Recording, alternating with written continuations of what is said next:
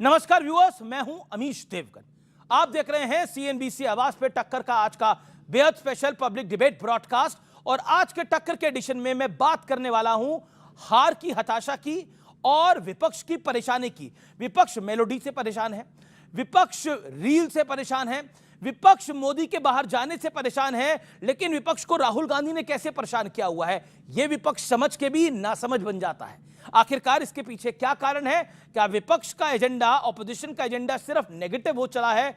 आज सीएनबीसी आवाज के ब्रॉडकास्ट में इस पर सीधी सपाट बातचीत करेंगे।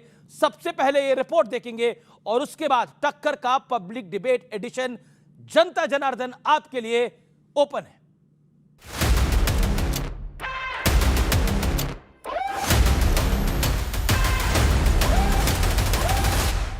कि आपका प्रधानमंत्री गद्दार है, आपका होम मिनिस्टर गद्दार है। और मैं मानता हूं कि भारतीय राजनीति का अपराहू है। नरेंद्र मोदी रोएगा जैसे कोविड के समय रोया था। राहुल गांधी पूरी तरीके से पगला गए हैं या किसी मानसिक बीमारी से ग्रस्त हैं। और नरेंद्र मोदी क्या कहता है? कहता है विदेश मत जाओ, और फिर अपने जहाज तोड़ के विदेश चला जाता है। राहुल गांधी फ्रस्ट्रेशन में, दिमागी दिवालियापन हो गया। क्या वाकई राहुल गांधी सियासी तौर पर फ्रस्ट्रेट हो गए हैं, जैसा कि बीजेपी दावा कर रही है? तथ्यों के आधार पर फैक्ट चेक कर लेते हैं। सिर्फ हालिया चुनावों की बात करें तो हरियाणा, महाराष्ट्र, दिल्ली, बिहार, असम और पश्चिम बंगाल में कांग्रेस की करारी हार हुई है। वहीं केंद्र की बात करें तो Congress party back to back 3 बार हार चुकी है, यानी हार की हैट्रिक लगा चुकी है। नकारात्मक सोच रखने वाले राहुल गांधी जी एक के बाद एक वो चुनाव में हारते हैं। उसका जो फ्रस्ट्रेशन है, खुंदकी भावना है, वो नजर आती है। जिस प्रकार से वो गाली गलौच पे उतर आए हैं। राहुल गांधी जी एक नाकाबिल आदमी है, एक नालायक राजनेता है, क्योंकि उनको जबरन उस कुर्सी पे बिठाया गया है जिसके वो काबिल नहीं है। देश की सबसे पुरानी राजनीतिक पार्टी यानी कांग्रेस का हाल ये है कि पिछले 20 साल में पार्टी 99 चुनाव हार चुकी है, यानी हार की सेंचुरी के बेहद करीब है। राहुल गांधी पहली बार 2004 में सांसद बने, यानी वो पिछले 22 साल से सक्रिय राजनीति में हैं। 24 सितंबर 2007 को राहुल कांग्रेस महासचिव बने। जनवरी 2013 में राहुल कांग्रेस उपाध्यक्ष बने और दिसंबर 2017 में अध्यक्ष की कुर्सी पर बैठ गए। निश्चित तौर से राहुल गांधी ने जो कुछ कहा है वो सही कहा है। आर्थिक स्थिति दिन ब दिन खराब हो रही है, हमारी इकोनॉमी खराब होती चली जा रही है। अगर देश बर्बादी की तरफ जा रहा है, इसलिए राहुल गांधी जी चिंता कर रहा है देश की। कुल मिलाकर करीब 20 साल से वो कांग्रेस में निर्णायक रोल में हैं। लेकिन अब स्थिति ये हो गई है कि देश के कई बड़े राज्यों में कांग्रेस को दशकों से सत्ता के दर्शन नहीं हुए हैं। तो क्या वाकई हार की हताशा में सियासी तमाशा हो रहा है? आज इसी सवाल पर जनता के बीच होगी देश की सबसे बड़ी बहस। और अब वक्त है आज के बहस के एजेंडे का। प्रधानमंत्री मोदी के लिए तू तड़ाक की भाषा देश की जनता क्या पसंद करेगी? क्या विपक्ष हार पर आत्मचिंतन की बजाय नेगेटिव पॉलिटिक्स कर रहा है? तीसरा बड़ा एजेंडा, देश दुनिया में प्रधानमंत्री मोदी का सम्मान है। 32 सम्मान मिल चुके हैं प्रधानमंत्री मोदी को। क्या कांग्रेस इसे हजम नहीं कर पा रही है? और क्या कुछ विपक्षी दल इकोनॉमी के नाम पर डर की दुकान खोल चुके हैं? काउंसिल ऑफ मिनिस्टर्स की बैठक में प्रधानमंत्री ने जो बातें बोली उसकी भी हम चर्चा करेंगे। स्वागत है आपका आज के इस बेहद खास ब्रॉडकास्ट में। जोरदार तालियों के साथ अभिनंदन करिए गौरव भाटिया का, भारतीय जनता पार्टी के प्रवक्ता, नेता, सुप्रीम कोर्ट के सीनियर एडवोकेट अभय दुबे, कांग्रेस पार्टी के नेता, प्रवक्ता, उनका अभिनंदन है। बेहद फिट नजर आ रहे हैं, लगता है मोदी जी की फिट इंडिया मूवमेंट का बेनिफिट उठा रहे हैं। ओके, राजकुमार भाटी, हमारे साथ समाजवादी पार्टी के नेता, आजकल हेडलाइंस पे निरंतर बने हुए हैं, कोई कमी नहीं है। ओके, सत्यप्रकाश मिश्रा है, जनता दल यूनाइटेड के एनडीए के घटक दल हैं। जोरदार अभिनंदन, जोरदार तालियां इनके लिए। जनता जनार्दन के लिए जोरदार तालियां, अभिनंदन। गौरव भाटिया, क्या आपको लगता है कि सियासत का स्तर गिर गया है? क्योंकि आपकी तरफ के नेताओं ने भी राहुल गांधी के लिए बहुत कुछ बोला है, राहुल गांधी ने भी तू तड़ाक की भाषा बोली है। क्या कहना चाहते हैं? शुरुआत के 50 सेकंड में देना चाहता हूं। देखिए, सबसे पहले तो ये कहना चाहता हूं कि हमारे देश के प्रधानमंत्री के लिए जो आप शब्द कहते हैं, उनके लिए भारत की जनता काफी है। नेस्त नाबूद कर देगी जैसे भारत सरकार से हटाया है, उत्तर प्रदेश से हटाया है, हर प्रदेश से हटाया है। और आलोचकों का मैं बड़ा सम्मान करता हूं, मुखालफत से मेरी शख्सियत निखरती है। ये है आदरणीय प्रधानमंत्री जी, जो देश की जनता के दिल पे राज करते हैं। लेकिन मैं ये पूछना चाहता हूं अमीश भाई, अभी कुछ महीने पहले राहुल गांधी कह रहे थे मोहब्बत की दुकान, मोहब्बत की दुकान। अरे ये मोहब्बत की दुकान में नफरत का पकवान क्या कर रहा है जो मोदी जी को गाली देता है? दूसरी बात, आप समझिए ये नरेंद्र मोदी जी कौन है? पहले राहुल गांधी और पूरी कांग्रेस एक हो गई, नकली गांधी एक हो गया, मोदी जी अंगद का पांव हिला नहीं पाया। अरे ममता आओ, अखिलेश आओ, तेजस्वी आओ, कोई तो आओ, लेकिन मोदी जी का पांव नहीं हिला पाया। ये है नरेंद्र मोदी जी। और अब नफरत में जो बोल रहे हैं, आप सोचिए, ये उकसा रहे हैं। आप याद करिए नेपाल में, श्रीलंका में, बांग्लादेश में जब वहां पे गृह युद्ध जैसे हालात थे तो राहुल गांधी बोले जेनजी निकलो, भारत में भी यही होगा, डंडे से पीटेंगे मोदी जी को। लेकिन भारत सबसे ज्यादा स्थिर देश है और नहीं हुआ। और अब क्या कह रहे? मोदी जी के सामने जाके बोलो, बेझिझक गद्दार हो। मैं कहता हूं मोदी जी के पूरे शरीर की एक एक रक्त की जो बूंद है वो कहती है भारत माता की जय। और इन कांग्रेसियों को निचोड़ दो तो एक बूंद जो है आपको देश प्रेम की नहीं मिलेगी। ओके, आपने अपनी बात को रखा।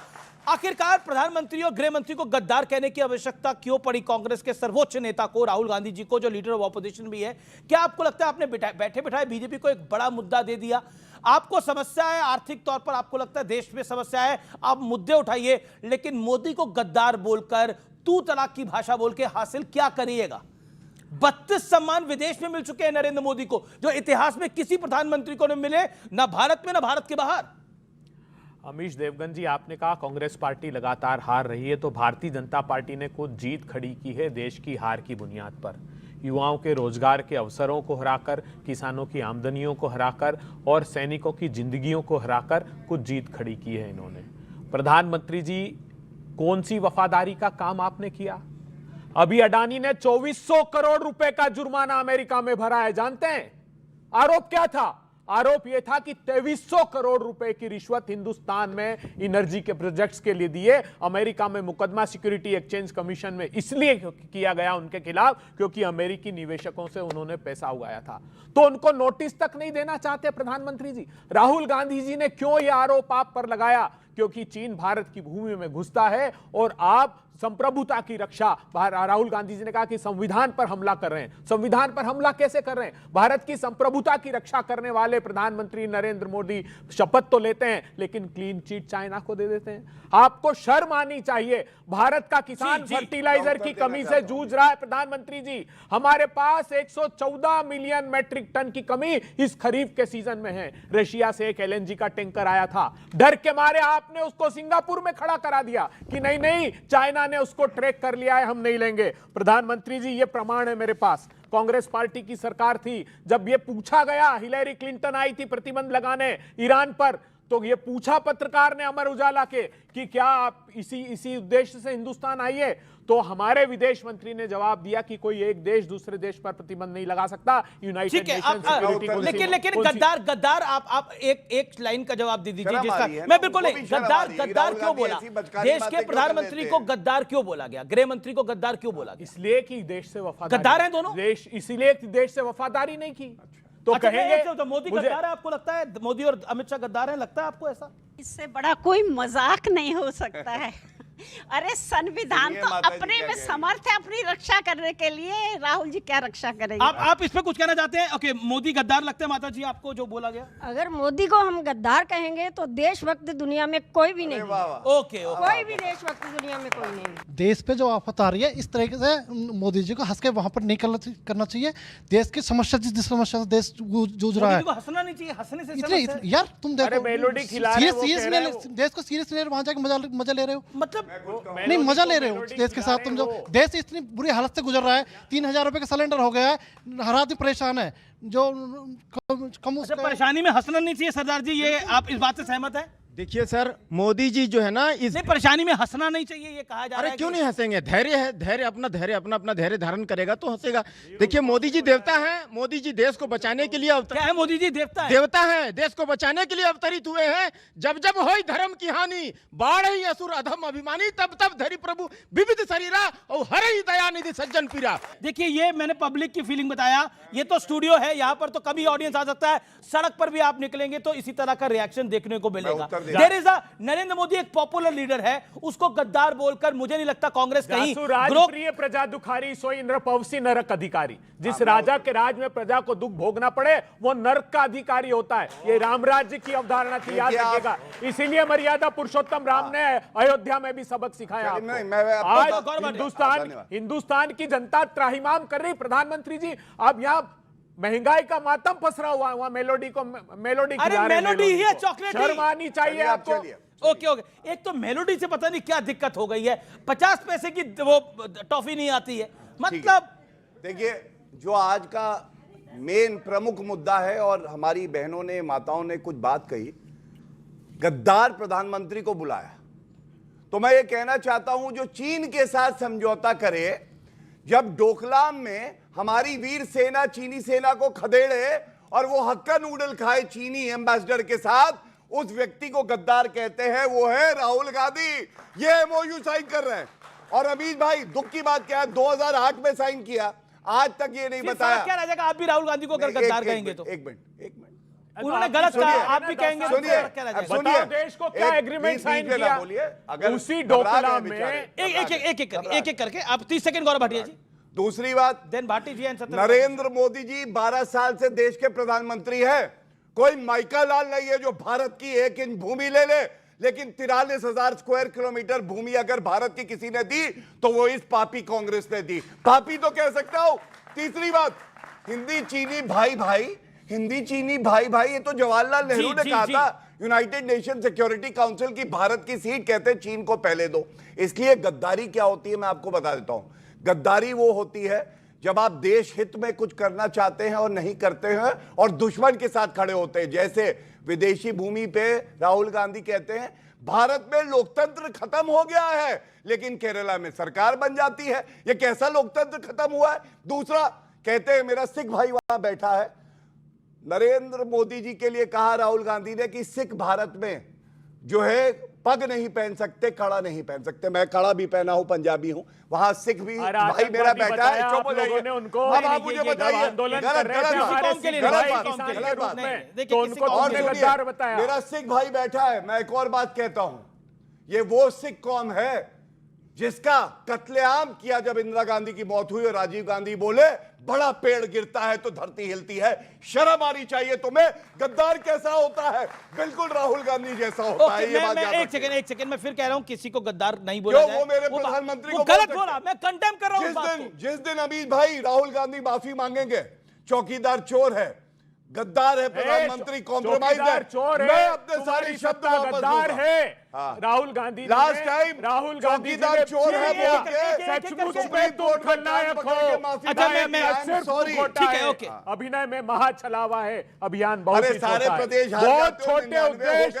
मैं पूछना चाह रहा हूं गौरव जी, एक सेकंड मैं पूछना चाह रहा हूं, क्या इससे फायदा क्या हो रहा है? क्या आपको लगता है देश की जनता इस तू तलाक वाली भाषा को पसंद करेगी? क्या आपको लगता नहीं आपको आत्मचिंतन करना चाहिए? आप जब से नरेंद्र मोदी गुजरात के सीएम थे तभी से आप ये सब कुछ बोलते हुए आ रहे हैं, लेकिन मोदी का कद बड़ा होता जा रहा है और आज आप देखिए कांग्रेस कहां पहुंच गई है।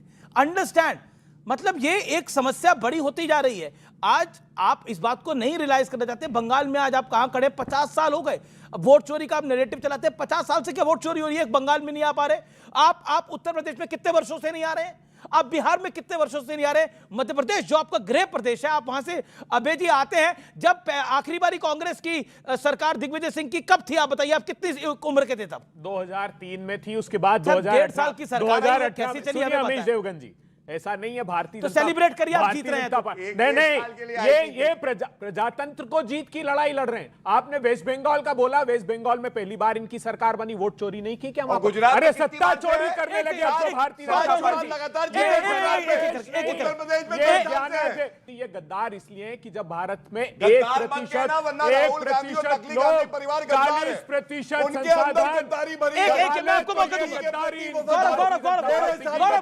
बात को मानिए ना, एक एक बोलिए। सॉरी, अब ये आपने कहा गद्दार मत बोलना। नहीं बोलेंगे देवगन जी। मैं कहता हूं गद्दार, ये गद्दार है, गद्दार है, नकली गांधी गद्दार है। करेंगे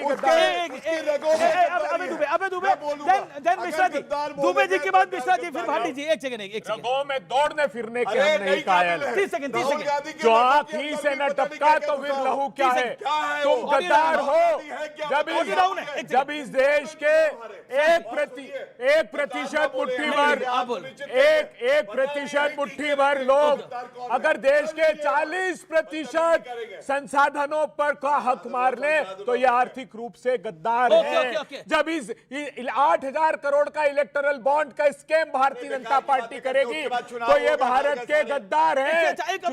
चुनाव की जीत तुम्हारी गद्दार नहीं होने का प्रमाण गद्दार पे कदर है। ओके, सत्यप्रकाश मिश्रा, दो चीजें बहुत अहम है। क्या वाकई विपक्ष हजम नहीं कर पा रहा प्राइम मिनिस्टर मोदी का यह सम्मान? 32वां सम्मान प्रधानमंत्री को मिला है, अभी एग्रो मेडल मिला है। ये अपने आप में बहुत बड़ी चीजें हैं, ये अभूतपूर्व उपलब्धियां हैं। क्या विपक्ष हजम नहीं कर पा रहा या उनको भरोसा नहीं है कि एनडीए बीजेपी उतनी सफल है? देखिए, इसके दो पक्ष हैं। मुझे उम्मीद है मुझे बेरोक टोक बोलने का मौका बिल्कुल आपके पास 1.5 मिनट मौका दिया जाएगा। सबसे पहली बात, राहुल गांधी को जब देखते हैं तो लगता है, कबीर का एक दोहा है हमारे बिहार यूपी में बहुत प्रसिद्ध है, बूढ़ा वंश कबीर का तो उपजा पूत कमाल। तो ये वही राहुल गांधी है, बूढ़ा वंश राजीव जी का उपजा पूत राहुल। एक दोहा है कि बढ़े पुत्र पिता के धर्म से और खेती उपजे अपने कर्म से।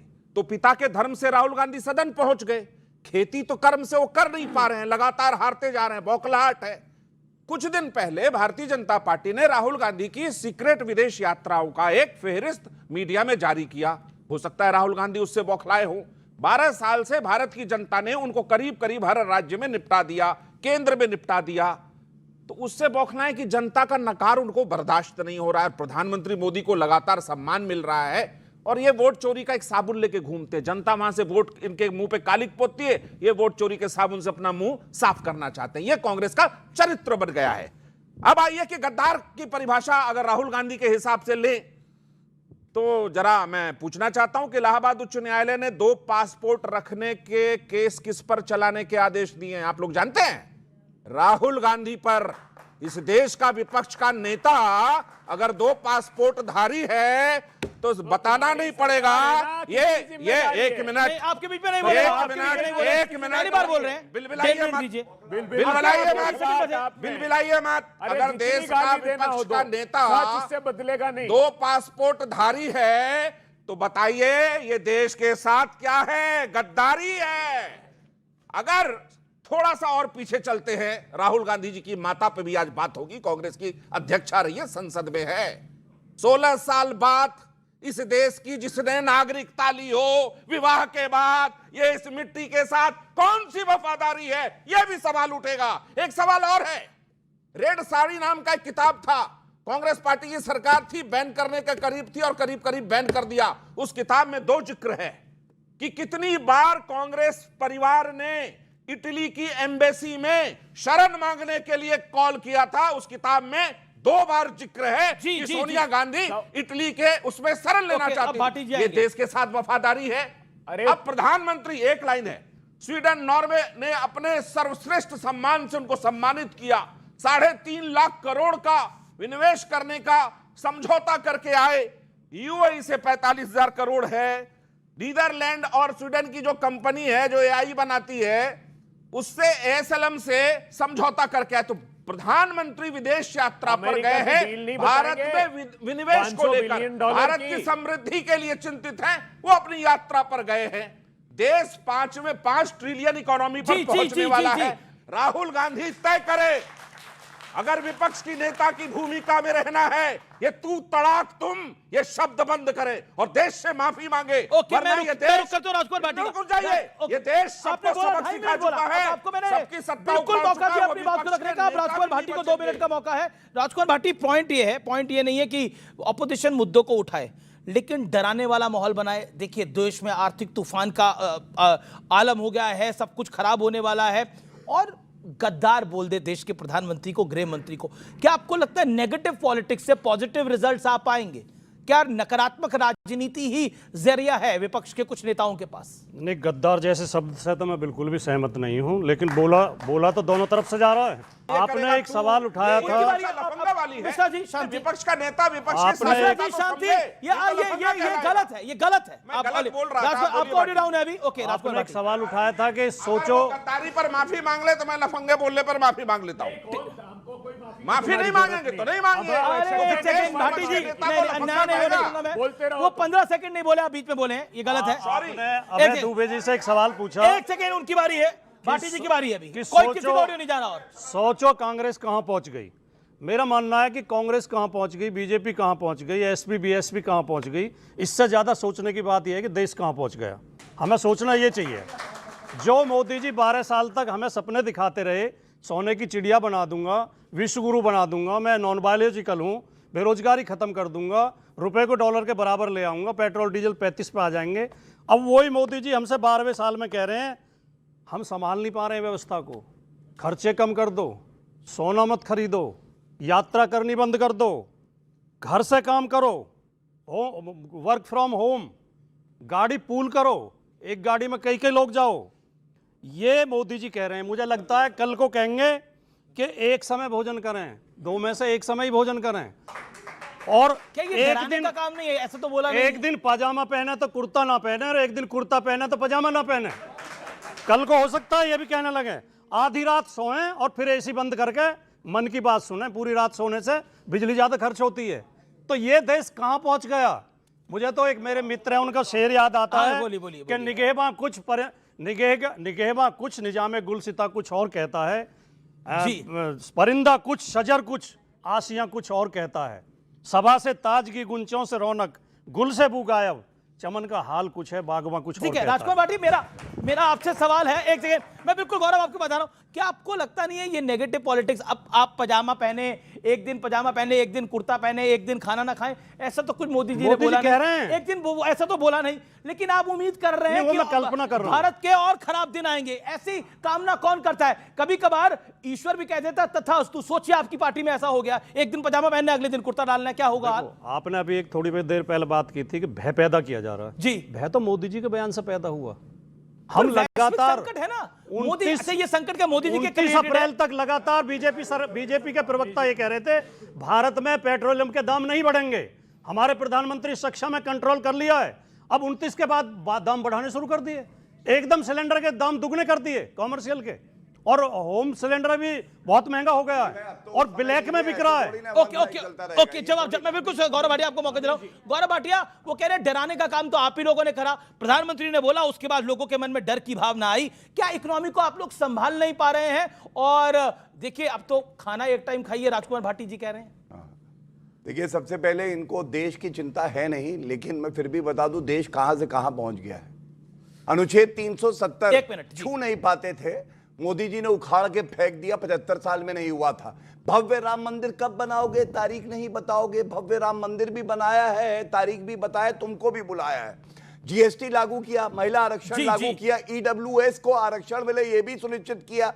और सबसे बड़ी बात है, ये देश कहां जा रहा है मैं आपको बताता हूं। नफरत की बात हो रही है, ये भाटी जी का बयान है। देखिए कितना प्यार से लबालब टपक रहा है प्यार। ब्राह्मण जो होते हैं, ब्राह्मण भाई, हमारे ब्राह्मण भाई, इधर भी ब्राह्मण भाई, ये वैश्य से भी बदतर होते हैं। ये कितना प्यार समाजवादी पार्टी की टूटी साइकिल के प्रवक्ता बता रहे। दूसरा गलत बयान की जा रही है। अभी वीडियो लेके आया हूं, बजा भी दूंगा। अगर मैंने ये शब्द बोले हो तो अभी सजा बजाऊंगा। सुनिए, दूसरा, जाट और गुज्जर, यहां जो एक पत्नी होती है, ये कई पति के साथ रहती है। मतलब महिलाओं का भी अपमान, जाट गुज्जर का भी अपमान।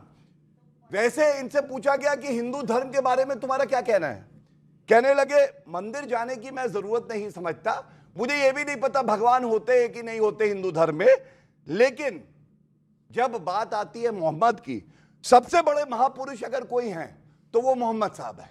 मतलब बने रहेंगे हिंदू, चोला डालेंगे हिंदू का और गाली देंगे हिंदुओं को, और महापुरुष है मोहम्मद। अब मैं एक बात कहता हूं, समझिएगा इसे, कद बड़ा नहीं करता है एड़ियां उठाने से, कद बड़ा नहीं करता है एड़ियां उठाने से, अक्सर इज्जत मिल जाती है सर झुकाने से। तो सर झुकाओ जनता के सामने, इज्जत मिलेगी। दूसरी बात, एक बात और कह दूं, आपने 1.5 मिनट बोला, आगे मौका दूंगा, आगे मौका दूंगा, आगे मौका दूंगा, 10 सेकंड राजकुमार भाटी कह रहा हूं। हाँ, दूसरी बात इन्होंने पेट्रोल की करी।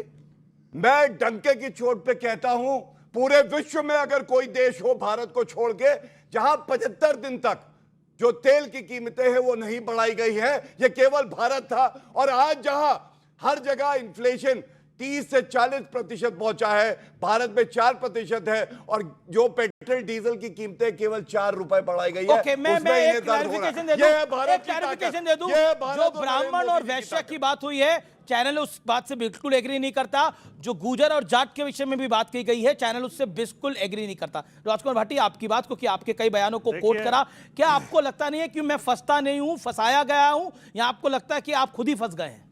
मैंने आपके शो में जो भी बात उठाई वो देश की समस्या उठाई, वो व्यक्तिगत हो गए, मेरे ऊपर आरोप लगाने लगे। इसका मतलब साफ है, इसका मतलब साफ है कि इनके ऊपर ये देश की समस्याओं पर चर्चा करने में सक्षम नहीं है, ये देश की समस्याओं को हल करने में सक्षम नहीं है। उनका 1 मिनट दीजिए, फिर आप बोलिए। किसी के ऊपर व्यक्तिगत आरोप लगाना देश की समस्या हल करने का तरीका नहीं है। और जो मेरे बारे में इन्होंने बोला, तोड़ मरोड़ के झूठ बोला। मैं किसी जाति, किसी धर्म के खिलाफ नहीं हूं, मैंने किसी को जाति को अपमानित करने के लिए कभी कोई बात नहीं कही। पर ये वैश्य वाला तो बयान नहीं, मैंने केवल वो लोकोक्ति मुहावरे पे कार्यक्रम सुनिए, फिर मैं हंसने लगा, चिल्लाने गौरव जी देखिए, इसे सुनाइए मत, मेरा निवेदन आपसे, नहीं सुनना, इसे सुनाइए मत, मेरा निवेदन आपसे। एक सेकंड राजकुमार भाटी, अपनी बात रख ले, 30 सेकंड। एक बहुत इंटेलेक्चुअल कार्यक्रम था जिसमें अच्छे वक्ता थे। एक सेकंड, बोल, ये क्या है? इंटेलेक्चुअल कार्यक्रम है और गाली देने इंटेलेक्चुअल भड़बड़ तो अखिलेश यादव ने गिराया था। भड़बड़ मुझे जब आप बुलवाओ, मैं जब बोलूंगा, अपने पिताजी को जब आप टाइम दोगे, जब बोलूंगा, याद है वो, मैं इंटेलेक्चुअल प्रोग्राम में था, गाली देने ब्राह्मणों को। एक सेकंड, यहाँ के जो ब्राह्मण है ना, अगर परशुराम जी का अवतार बन गए, ऐसे भागे गए, दिखाई नहीं देंगे कहीं। राजकुमार, देखिए ये वायलेंस को हमने वो करते हैं, लेकिन मैं आपसे ये पूछ रहा हूं, आपने बोला वो इंटेलेक्चुअल कार्यक्रम में आप ब्राह्मण और वैश्यों को कंपेयर थोड़ी कर देंगे। देखिए सुनिए, किसी आदमी के खिलाफ ऐसा षड्यंत्र नहीं करना चाहिए कि उसे अपनी बात कहने न बिल्कुल नहीं, आप करिए अपनी बात को। वो एक इंटेलेक्चुअल कार्यक्रम था, उसमें बड़े बड़े वक्ता थे, योगेंद्र यादव जी थे, आशुतोष जी थे, प्रोफेसर रतन लाल थे, और उसमें लोकोक्ति मुहावरे कहावतों पे ही वो कार्यक्रम था। सत्यप्रकाश मिश्रा शांति, कार्यक्रम का टॉपिक ही ये था कि भारत में जातियों को लेकर बनी लोकोक्तियां, मुहावरे और कहावतें। उसमें मैंने कहा कि बहुत खराब कहावतें बनी हुई हैं जिन्हें कहने में भी शर्म आती है। मेरा पूरा वीडियो आप सुन सकते हैं। और उससे पहले मैंने गुजरों अहीरों के बारे में खराब कहावत है वो बताई। मैं खुद गुजर जाति से आता हूं, मैंने ये नहीं कि एक ही जाति की बताई। अब अनफेयर हो जाएगा। फिर मैंने ब्राह्मण वाली जो कहावत है, एक सेकंड, फिर मैंने ब्राह्मणों के बारे में जो खराब कहावत है, और मैंने कहते समय कहा कि इतनी खराब है कि मैंने जीवन में कभी बोली नहीं। अच्छा, एक मेरी बात, मैंने ये भी कहा, बोल रहे थे तो इनकी चिंता मैंने ये भी कहा कि मैं माफी के साथ ये बोल रहा हूँ। हाँ, तो इसके बाद क्या विषय मैंने किसी को अपमानित करने के लिए नहीं कहा। इस विषय को यहाँ खत्म करते हैं। ओके, सत्यप्रकाश मिश्रा 20 सेकंड, मैं बिल्कुल मौका दे रहा हूँ। सत्यप्रकाश मिश्रा, राजकुमार भाटी साहब ने पूछा कि देश कहां पहुंच गया, कि आधे कपड़े पहनेंगे। पता है भाटी जी, आप जिस कांग्रेस के दुम पकड़ के घूम रहे हैं, नहीं, कुछ उसके जमाने में देश में 58 करोड़ लोगों को खाता तक नहीं था।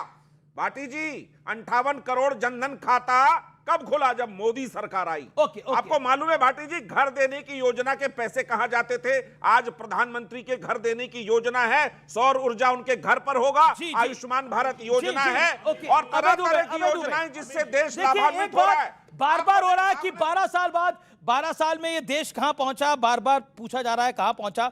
एक इंटरेस्टिंग किस्सा आपको बताता हूं, और उसके बाद इससे काफी कुछ आप लोगों को पता लगेगा।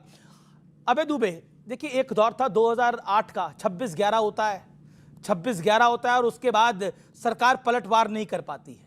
एक ये दौर होता है जब सर्जिकल स्ट्राइक से लेकर एयर स्ट्राइक से लेकर ऑपरेशन सिंदूर होता है। एक और ऑपरेशन चल रहा है, पता नहीं क्यों हो रहा है, लेकिन भारत के लिए अच्छा हो रहा है। मैं सूचना दे देता हूं, पुलवामा हमले का मास्टरमाइंड हमजा को एक अननोन मैन ने पीओके में गोली मार दी है। तालियां होनी चाहिए इसके ऊपर, जय हिंद होना चाहिए इसके ऊपर, वंदे मातरम होना चाहिए इसके ऊपर। ये है, ये अब पता नहीं किसने किया है, पता नहीं किसने किया है, पता नहीं। क्या माता जी कह रही हैं आप? वंदे मातरम। बिल्कुल बिल्कुल वंदे मातरम है और रहेगा, लेकिन जी लेकिन सोचिए एक वो दौर था, एक ये दौर है। क्या आपको लगता नहीं है कि यही कारण है बीजेपी राज्य दर राज्य जीतती आ रही है और तीसरी बार केंद्र में भी सरकार बनी है? और क्या आपको लगता नहीं है कि इस नेगेटिव पॉलिटिक्स से, जो मेरा भाटी जी से सवाल था, आपका ऑपोजिशन का पॉजिटिव नहीं हो पा रहा है? And which is very very evident, it is very loud and clear. मैं पूछना चाहता हूं देश के प्रधानमंत्री जी से कि पुलवामा में वो 300 किलो आरडीएक्स कहां से आया? जांच की रिपोर्ट आज तक आई कि नहीं आई, ये बताइए। जितने बड़े आतंकी हमले हुए भारतीय जनता पार्टी की सत्ता की सरपरस्ती में हुए, आजाद भारत के इतिहास को उठाकर देख लीजिए। 90 में कश्मीर में पंडितों ने पलायन किया, भारतीय जनता पार्टी की साझा सरकार थी। सिंहपुरा का हमला हुआ, सिखों को कत्लेआम कर दिया गुरुद्वारे के बाहर ले जाकर, भारतीय जनता पार्टी की कश्मीर में सरकार थी। नदी मार्ग थाने का हमला हुआ, पूरे के पूरे गांव को पेड़ के नीचे बिठाकर काट दिया, भारतीय जनता पार्टी की सरकार थी।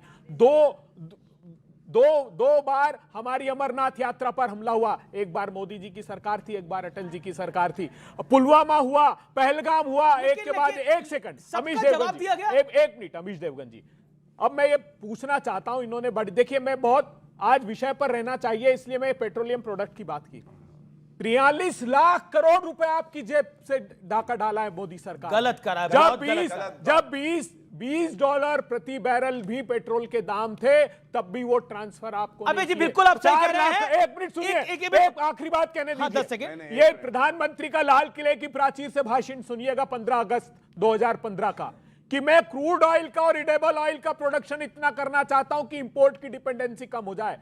38 मिलियन मेट्रिक टन था जिस दिन भाषण देते हैं क्रूड ऑयल का प्रोडक्शन, आज 27 मिलियन मेट्रिक टन हो गया। खाने का तेल अमीश देवगन जी 42% तिलहन का उत्पादन किसानों ने बढ़ा दिया। मोदी जी के दो दोस्त अडानी और पतंजलि वो बेतहाशा इंपोर्ट कर रहे हैं। और एक और खुलासा कर दूं जो सीएसीपी ने अभी अपनी रिपोर्ट में दिया है, नेपाल से 7 लाख सारे खुलासे आपके पास ही है, लेकिन आप ही का खुलासा नहीं हो पाया, आप ही का खाता नहीं खुल पाया बंगाल में। सुनिए ना, सारे खुलासे आपके पास ही है। और बिल्कुल सही कहा, एक सेकंड बड़ा इंपॉर्टेंट है, एक सेकंड आपने मैंने आपको भरपूर मौका दिया सर कितनी आखिरी बात होगी? कांग्रेस आखिरी बात हो गई है यूपी में, जानना चाहिए, बहुत महत्वपूर्ण है। आप जानते हैं 7 लाख टन सोयाबीन का ऑयल नेपाल से बना। ओके सर, नेपाल एक ठीक है, मैं सोयाबीन का पैदा नहीं करता। अभी बोला भाटी, अभी अभय दुबे जी ने बड़ी चिंता जताई महंगाई के ऊपर और तालियां बजानी चाहिए इनके लिए। देखिए बीजेपी के शासन में भी महंगाई जो है उसमें हल्की बढ़ोतरी हुई है, कांग्रेस के शासन में भी बढ़ोतरी हुई है, लेकिन आपको पता है इस देश में कौन से ऐसा राज्य है जहां पर सबसे ज्यादा पेट्रोलियम प्रोडक्ट्स पर वैट लिया जाता है? किसी एनी केसेस? तेलंगाना 35%। और अभी रिसेंटली केरल में इनकी सरकार है, ये पहले लेफ्ट की सरकार थी, इन्होंने 4 रुपए दूध के दाम बढ़ा दिए। तो आप क्यों महंगाई कर रहे हैं? आप तो कह रहे थे मोदी जी महंगाई मैन है, यहां तो सुपरमैन आ गया है महंगाई का कोई, ये तेलंगाना में और केरल के अंदर। भाटी जी से एक सवाल है, आप हमेशा ओबीसी की बात करते हो, लेकिन जो हिंदू ओबीसी है उससे कहीं ज्यादा, क्योंकि सच्चर कमेटी की भी रिपोर्ट है, मुस्लिम जो ओबीसी है जिसको पसमानदा कहा जाता है, मोदी जी ने भी उसकी बात कही, उस पर आप क्यों नहीं बात करते? जबकि वो प्रोग्राम जो था उसमें आपको पसमानदा मुसलमानों की बात करनी चाहिए थी, ओबीसी मुसलमानों। मैं भाटी जी से बात करना चाहती हूँ। भाटी जी मैं बड़े प्रेम से आपसे बात करना चाहती हूँ, आदर और सम्मान से, कि आपने कहा कि महंगाई इतनी हो गया, मोदी जी ने कहा पजामा मत पहनो, कभी कमीज मत पहनो, कभी खाना एक टाइम खाओ। आपको याद होगा कि प्रधानमंत्री हमारे शास्त्री जी भी थे, उन्होंने बोला था कि एक दिन हफ्ते में व्रत रखो ताकि अन्न बचे देश के लिए। देश के लिए अगर हमें कुछ कहा जाएगा तो हम अपने प्रेम के साथ यही भावना है लोगों के अंदर, यही भावना है। आप इसी भावना पर बोल रहे हैं, आप इसी भावना पे वार कर रहे हैं। अच्छी बात रखी है, गंभीर बात रखी है, लेकिन हमें ये नहीं भूलना चाहिए कि शास्त्री जी ने उस समय कहा था जब अमेरिका से गेहूं आता था, हमारे देश में गेहूं इतना पैदा नहीं होता था कि हमारा पेट भर सके, और अमेरिका ने हमें वो गेहूं देना शुरू कर दिया जो वो अपने पशुओं को डालता था। तो शास्त्री जी ने कहा हम इनका सड़ा हुआ गेहूं नहीं लेंगे, एक समय खाना खा लेंगे, छतों पे गेहूं बोलो। और फिर उसके बाद इंदिरा गांधी जी हरित क्रांति लेकर आई, और आज हरित क्रांति के बाद हालत यह है हम 140 करोड़ लोगों का पेट भी भरते हैं और निर्यात भी करते हैं। इसके लिए हमें देश के किसानों को सैल्यूट करना चाहिए। आज मैं बड़े दुख के साथ कहती हूँ, मोदी जी ने एक अपील की, हम कितनी खिल्ली उड़ा रहे हैं। मैं उस ममलिकत में 14 साल रही हूँ, सोने जैसा देश था, पेट्रोल जो है वहाँ पैदा होता था, गोल्ड सोना पैदा होता था, लिक्विड गोल्ड पैदा होता था। आज उन लोगों की ये हालत है, तेहरान वासियों के सर पे छत नहीं है, एक नान मशीनी मिल जाए और एक प्याज और आलू मिल जाए, खुदा का शुक्र करते हैं। उनकी छत इतनी बुरी हालत है, अभी 2 महीने अगर वॉर नहीं खत्म हुई तो उनका क्या हाल होगा। मुल्ला अपनी जिद करे बैठे हैं और लड़ाई कभी खत्म नहीं होती है। क्या कुछ दल, क्या कुछ विपक्षी दल इकोनॉमी के नाम पर डर की दुकान खोल चुके हैं? ये एक हमारे एजेंडे का पॉइंट है। मैं इस पर राजकुमार भाटिया आपकी राय लेना चाहता हूं। अखिलेश यादव जी ने भी बड़ा कमेंट किया, देखिए बीजेपी ने सब कुछ बर्बाद कर दिया है। ये लड़ाई तो भारत ने शुरू नहीं करी है, मोदी ने तो शुरू नहीं करी है, ये लड़ाई वैश्विक स्तर पर है और ये वैश्विक संकट है। ऑस्ट्रेलिया में भी दिक्कत है, यूरोप में भी दिक्कत है, अमेरिका में भी दिक्कत है, पाकिस्तान में भी दिक्कत है, ब्रिटेन में भी दिक्कत है, जर्मनी में भी दिक्कत है। हर जगह ऑयल प्राइसेस बेतहाशा बढ़े हैं। हमारे यहाँ 4 साल बाद 3 रुपए 80 पैसे बढ़े हैं। इसमें क्या आपको लगता नहीं है कि ऑपोजिशन का काम है इस मुश्किल घड़ी में देश का और सरकार का साथ दे, ना कि इससे मतलब भ्रम को और फैलाए? ये जो भारत के सामने आर्थिक संकट खड़ा हुआ है, ये युद्ध के कारण है और ये वैश्विक संकट है, इसमें कोई संदेह नहीं है। लेकिन इसको जिस तरह समझदारी के साथ और साहस के साथ कंट्रोल करना चाहिए था, वो हमारे मोदी जी नहीं कर पाए। वो ट्रंप के दबाव में आ गए। एक भाई ने कहा कि बहन जी ने कहा शायद कि मुल्ला जिद पे अड़े हुए हैं। मुल्ला जिद पे नहीं अड़े हुए, ट्रंप जिद पे अड़ा हुआ। ट्रंप की वजह से लड़ाई हो रही है। इस लड़ाई की असली वजह ट्रंप है और मोदी जी उनके दबाव में आकर, रूस और ईरान दोनों हमारे मित्र भी हैं और पड़ोसी भी हैं, उनसे हम सस्ता तेल ले रहे थे। ट्रंप के दबाव में आकर वेनेजुएला से तेल लेंगे। वेनेजुएला से जहाज आने में 5 गुना समय लगता है और 10 गुना खर्चा बैठता है। ये कौन सी समझदारी है? और जो ये भी झूठ है। एक भाई ने एनडीए से वो करेंगे, एक भाई ने ओबीसी और पसमानदा का सवाल उठाया। अच्छा सवाल था। बीजेपी की सरकार ने उत्तर प्रदेश में 22 परीक्षाओं में पीडीए के, ओबीसी के, एससी के 11,514 नौकरियों की चोरी की है। 11,514। और बीजेपी की सरकार ने पश्चिम बंगाल में शपथ लेते ही वहां जो ओबीसी के लिए 17% आरक्षण था, वो 7% कर दिया। बीजेपी की सरकार 7% कर दिया। सर ये 85% का मामला है। मैं तो फिर भी शांत हो जाता है। मैं विषय पर रहना चाहता हूं। ओके, वो कह रहे हैं कि भारत ने इसको मिसमैनेज करा है, भारत दबाव में है। जवाब इस बात का? बिल्कुल दबाव में नहीं है। 50% ट्रंप साहब ने। फिर ये एक दिन पजामा पहनेंगे, एक दिन कुर्ता डालने की बात क्यों आ रही है? नहीं, फुल सूट पहन के घूम रहे हैं वो, और आगे भी पहनेंगे, वो भी पहनेंगे, मुलायम भी कुर्ता पजामा दोनों डाले हुए हैं। और अखिलेश जी टोपी भी लगाएंगे। अखिलेश जी टोपी भी लगाएंगे। यहाँ में दिख रहा है रंग बदलने अलग बात है, लेकिन पॉइंट पहने दीजिए। भारत दबाव में नहीं है। 50% अमेरिका ने टैरिफ लगाया, भारत नहीं झुका। फिर 18% पर आया। वैश्विक संकट आएगा इस तरह किसी को अंदाजा नहीं था। भारत के पास अभी भी 60 दिन का भंडारण है। एक थोड़ा रिक्वेस्ट किया उन्होंने कि थोड़ा सा सोना कम खरीदते, थोड़ा पुल कर लेते, थोड़ा वर्क फ्रॉम होम कर लेते। थोड़ी सी जरा सा अपील क्या कर दी, विपक्ष के पेट में मरोड़ उठ गया। भारत ने 50% घरेलू एलपीजी उत्पादन बढ़ाया, पीएनजी की संख्या लगातार बढ़ाई। 40 देशों से, भाटी जी नहीं बताएंगे, 40 अलग देशों से तेल लाने का समझौता किया।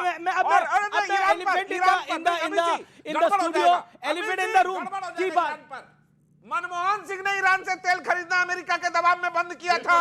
पाइपलाइन नहीं आने दिया। 17 किलोमीटर का आप लोग चेक कर लीजिए। 27 किलोमीटर नहीं आया और अपने पेट्रोलियम मंत्री मणिशंकर अय्यर को रात में आधी रात हटाया, क्या वो कागज ला रहे हैं? क्यों नहीं आया? ये इनका आप झूठ- लोगों ने किया उन्हीं क्यों? की- उन्हीं की अरे बात ये है। सब फर्रे लेकर मत आया ये करिए। कह रहे हैं, आप झूठ बोल रहे हैं। ये मिनिस्ट्री फर्रे ऑफ लेकर मत एक्सटर्नल आइए, अफेयर्स की सुनिए। प्रेस रिलीज है। देखिए 8 मई 2012 की, और हमने कहा कि कोई एक देश दूसरे झूठ, सरासर झूठ, व्हाट्सएप यूनिवर्सिटी का झूठ बोलते हो आप। आप तो अरे भी नहीं गए। मेरी बात अरे सुनिए। सुनिए, SPR कितना मनमोहन सिंह बनाया? मनमोहन सिंह ने मंत्री पेट्रोलियम को क्यों हटाया? अपनी जगह पे मनमोहन प्लीज सिंह को क्यों? मनमोहन सिंह ने सभ्यता के दायरे में अपनी अपनी को क्यों हटाया?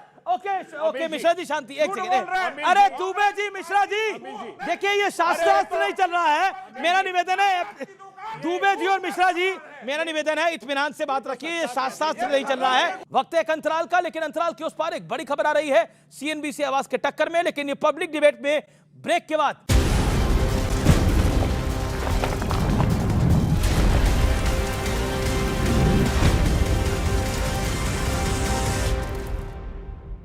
वेलकम बैक व्यूअर्स, आप देख रहे हैं सीएनबीसी आवाज, और सीएनबीसी आवाज में ये इस समय आप टक्कर देख रहे हैं। लेकिन क्या आपको लगता है इंडिया अलायंस का भाटी जी फ्यूचर क्या होगा?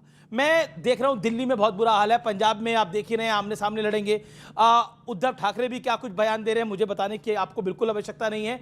अब तो ये लोग बीएसपी से मिलने के लिए जा रहे हैं। इंडिया अलायंस के भविष्य का आप क्या भविष्य को कैसा देखते हैं? इंडिया अलायंस ममता जी निपटी गई है पॉलिटिकली। इंडिया अलायंस का भविष्य बहुत उज्जवल है, सुनहरा भविष्य सामने खड़ा है, प्रतीक्षा कर रहा है। अभी उत्तर प्रदेश में वैसे एक बात है, हौसले की तारीफ करनी पड़ेगी। अभी आप बंगाल में बुरी तरह आ रहे हैं, लेकिन और मैं देख रहा था अखिलेश जी का वीडियो ममता जी के सामने। अखिलेश जी ममता जी कह रहे दीदी आप बिल्कुल हारी नहीं है, वो भी कह रही मैं बिल्कुल हारी नहीं हूं। मतलब कमाल की बात है, मतलब कमाल है। मतलब ये तो वही हो गया तो कांग्रेस की 99 सीटें आई 2024 में, तो कांग्रेस इतनी खुश हो गई कि कहने की बात नहीं है। और उसके बाद हरियाणा, दिल्ली में क्या हाल हुआ, महाराष्ट्र में क्या हाल हुआ, मुझे बताने की आवश्यकता नहीं है। देखिए मंजिलें उनको मिलती हैं जिनके सपनों में जान होती है। ओके। और परों से कुछ नहीं होता, हौसलों से उड़ान होती है। अच्छा, ये इंडिया बिल्कुल एक गौरव भाटिया, ये इंडिया अलायंस का भरोसा है या ओवर कॉन्फिडेंस है क्या इनमें? कभी कभी मेरे दिल में ये ख्याल आता है कि सपा की टूटी साइकिल ज्यादा टूटी है या इंडिया अलायंस ज्यादा तो नहीं टूटा फटा हुआ है। और मैं क्यों कह रहा हूं, मैं नहीं ये सब कोई टूटी पे ऐतराज नहीं है आपको? टूटी भी नहीं बोला, बोला। अच्छा मैंने ओके, टूटी साइकिल बोलना तो इसे कट कर। टूटी साइकिल बोला, इनको वो वाली टोटी नहीं बोला, इनको समझ में नहीं आता। कोई बात नहीं, वो कह रहा है आपने टूटी साइकिल बोला। आप सुनिए, ये टोटी समझ गए, टोटी समझ गए। वो कोई नहीं। अखिलेश यादव ने क्या कहा कांग्रेस पार्टी के लिए, बड़ी चालू पार्टी है, और कमलनाथ बोले अखिलेश कौन होता है, यही इंडिया अलायंस का सारांश है। और 2027 में जो बिगाड़ सके, जितना दम लगा सके लगा लो, आएंगे तो योगी अच्छा एक क्या कांग्रेस सपा के साथ जाएगी या सपा बीएसपी के साथ जाएगी या कांग्रेस बीएसपी के साथ जाएगी? मुझे मेरी बात, एक सेकंड, कांग्रेस ये तरीका नहीं है। मैं आपको रीजन बताता हूँ। 2027 में उत्तर प्रदेश में चुनाव है ना, उत्तर प्रदेश में संडे हो या मंडे रोज खाएंगे अंडे, जीरो आएगा यूपी में, आप देखिएगा। कोई इनकी राजनीतिक हैसियत वहां लेकिन अभी इनके 7 मेंबर ऑफ पार्लियामेंट है उनके। लेकिन मैं एक राजको भाटी से मेरा सवाल है, राजको भाटी, क्या कांग्रेस के साथ आप लोग जाएंगे या कांग्रेस बीएसपी के साथ जाएगी? क्योंकि इंडिकेशन कांग्रेस बीएसपी के साथ जाने का दे रही है। कांग्रेस और हमारे बीच बहुत अच्छी केमिस्ट्री है, बहुत अच्छा मैथ है, बहुत अच्छी फिजिक्स है। राहुल गांधी और अखिलेश जी के बीच में भी बहुत अच्छी समझ है। हम और कांग्रेस मिलकर लड़ेंगे। आप और कांग्रेस मिलकर लड़ेंगे। Okay, last line 10 seconds. कहीं की ईंट कहीं का रोड़ा, मोदी जी ने भ्रष्टाचारियों से नाता जोड़ा। इनका गठबंधन पे तो प्रकाश डाल लो एक बार। भाग मुकुल भाग, सीबीआई आ रही वेस्ट बंगाल में मुकुल रॉय को। अभी जो शुभेंदु अधिकारी को जो अभी बनाया चीफ मिनिस्टर, देखिए कैसी मिर्ची लगी है, देखिए आग निकल रही है, आज देखिए शुभेंदु अधिकारी शारदा और नारदा स्कैम का आरोपी, ये बोलेंगे। एक स्टिंग ऑपरेशन हुआ नारदा, राहुल गांधी के मोदी जी ने भाषण दिया शुभेंदु अधिकारी के खिलाफ, टीवी पे पैसे खा रहा है, जी टीवी पे पैसे खाने वाले को शामिल कर दिया। ठीक है, आपने बात को विश्वास शर्मा बोले भ्रष्टाचारी है, आपने भारतीय जनता पार्टी ने शामिल सर अरे अजीत पवार ने अपनी बातों को रखा। एक सेकंड, देखिए समय की इजाजत इतनी है, चलते चलते मैं ये कहना चाहूंगा कि देखिए मोदी को गद्दार बोल के अगर कांग्रेस की सत्ता में वापसी होती तो कब की हो जाती। मोदी को बहुत कुछ बोला लेकिन कांग्रेस सत्ता में वापस नहीं आ पाई। इसलिए मेरी बिन मांगी सलाह है, लेनी होगी तो लेंगे, नहीं लेनी होगी तो नहीं लेंगे।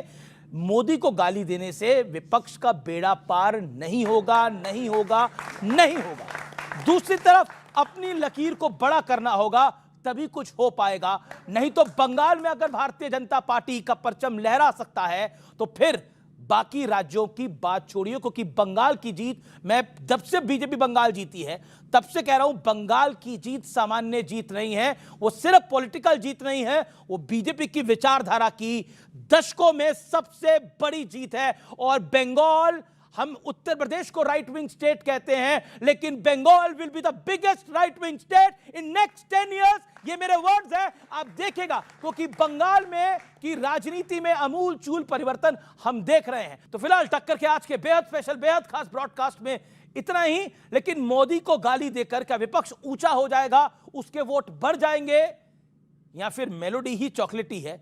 इस पर मैं आज की वाणी को अंत करता हूं। फिलहाल सीएनबीसी आवाज के टक्कर में आज के लिए इतना ही। आपको मेरा नमस्कार, गुड नाइट, शुभ रात्रि, धन्यवाद।